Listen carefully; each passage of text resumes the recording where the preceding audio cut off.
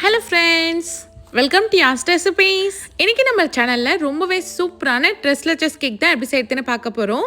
முட்டைலாம் சேர்க்காமல் இந்த கேக் ரொம்ப ஈஸியாக செய்யலாம். அவ்வளோ சூப்பராக இருக்கும். வாங்க எப்படி செய்யறதுன்னு பார்க்கலாம். ஒரு பவுலில் 1/2 கப் அளவுக்கு சர்க்கரை சேர்த்துக்கோங்க. நீங்கள் பொடி பண்ண சர்க்கரை இல்லைன்னா முழு சர்க்கரை எது வேணாலும் சேர்த்துக்கலாம். சர்க்கரையோட அளவு பார்த்தீங்கன்னா 100 கிராம் அளவுக்கு வரும்.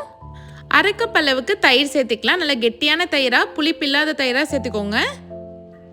1/4 கப் அளவுக்கு வாசனை இல்லாத எண்ணெய் சேர்த்துக்கலாம். நான் இன்னைக்கு சன்ஃப்ளவர் ஆயில் தான் சேர்த்துருக்கேன்.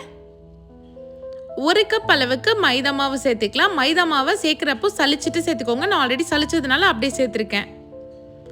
3/4 கப் அளவுக்கு நல்லா திக்கான பால் சேர்த்துக்கோங்க. பால் வந்து பச்சை பால் தான் நான் சேர்த்துருக்கேன்.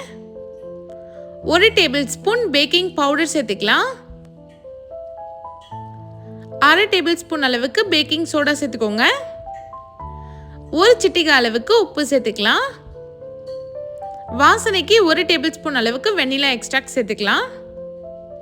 இப்போ விஸ்க் வச்சு இதை நல்லா பொறுமையாக கலந்து விட்டுட்டே இருங்க. எந்த கட்டியுமே இல்லாமல் நல்லா ஸ்மூத்தாக இருக்கணும்.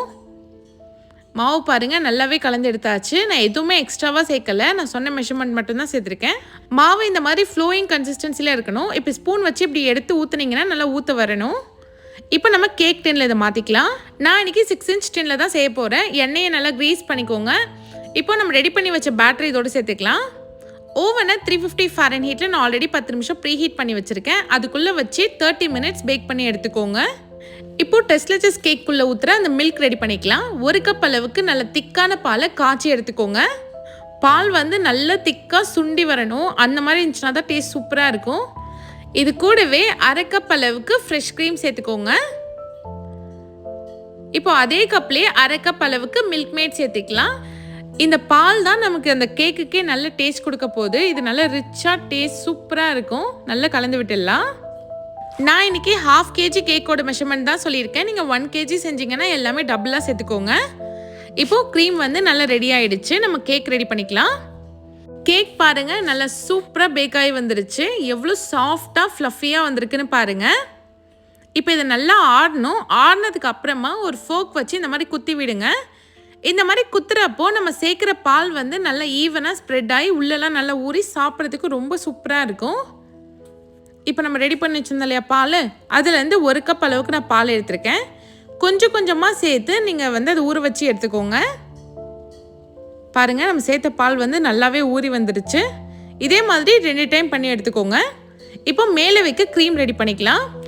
அதுக்கு 1/2 கப் அளவுக்கு விப்பிங் க்ரீம் சேர்த்துக்கலாம். விப்பிங் க்ரீம் வந்து நல்லா சில்லுன்னு இருக்க மாதிரி பார்த்துக்கோங்க. 1 டேபிள் ஸ்பூன் அளவுக்கு சர்க்கரை சேர்த்துக்கலாம். நான் வந்து க்ரீமில் ரொம்ப இனிப்பு வேணான்றதுனால 1 ஸ்பூன் சேர்த்துருக்கேன். உங்களுக்கு நல்ல இனிப்பு வேணும்னா 3 டேபிள் ஸ்பூன் சேர்த்துக்கலாம். இப்போது ஸ்பீட் வந்து 1ல் வச்சு நல்லா பீட் பண்ணி எடுத்துக்கோங்க. ஒரு 5 நிமிஷம் போல் ஆகும். விப்பிங் க்ரீம் பாருங்கள், நல்லா சூப்பராக ரெடி ஆகிடுச்சு. க்ரீம் ரெடி ஆகிடுச்சின்னு எப்படி செக் பண்ணுறதுனா, இந்த மாதிரி ஸ்பேச்சுலாவை திருப்பி போட்டிங்கன்னா க்ரீம் வந்து கீழே விழக்கூடாது. இப்போ இது கரெக்டாக இருக்குது. நம்ம கேக் மேலே அப்ளை பண்ணிக்கலாம். கேக் வந்து நல்ல கூலாக இருக்கணும். அதுக்கப்புறம் தான் நம்ம விப்பிங் க்ரீம் சேர்க்கணும். இல்லைனா விப்பிங் க்ரீம் வந்து கரைஞ்சிரும்.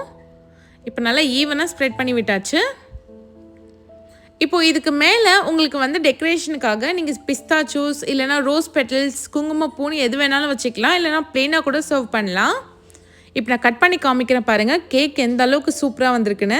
இந்த கேக் செஞ்சுட்டு உடனே கட் பண்ணாமல் ஒரு 1 hour ஃப்ரிட்ஜில் வச்சுட்டு கட் பண்ணிங்கன்னா சாப்பிட்றதுக்கே நல்லா சில்லுன்னு சூப்பராக இருக்கும். அவ்வளோதான், ரொம்பவே பர்ஃபெக்டான டெஸ்ட்லெஸ் கேக் ரெடி ஆகிடுச்சு. இது சர்வ் பண்ணுறப்ப அந்த பாலோடு வச்சு சர்வ் பண்ணுங்கள். ரொம்ப சூப்பராக இருக்கும்.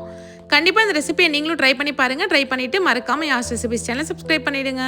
தேங்க்ஸ் ஃபார் வாட்சிங்.